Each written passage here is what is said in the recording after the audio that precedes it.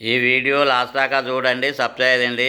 ఉగాది రోజు మేము పచ్చడి ఎలా చేస్తామో ఈ వీడియోలో చూపెడుతున్నాము. ముందుగా మట్టిది ఒక కుండ తెచ్చుకొని దానిని శుభ్రంగా కడిగి నానబెట్టుకోవాలి. చింతపండు, బెల్లం, మామిడికాయలు, యాప పువ్వు, మామిడాకు, పసుపు, కుంకుమ. ఈ మామిడి ఆకులను కంకణాలు కట్టుకోవాలి. ఈ యాప పువ్వును శుభ్రం చేసి ఈ ఉగాది పచ్చడిలో వేసుకోవాలి. కుండకు ఇలా బొట్లు పెట్టుకోవాలి.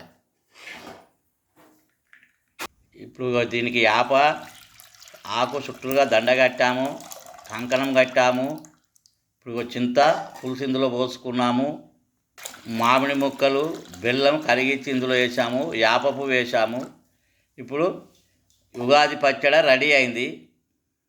ఇస్తార్లో బియ్యం పోసి అందులో 1 రూపాయి పెట్టి ఇప్పుడు అందులో ఆ బియ్యం పైన పెట్టుకోవాలి.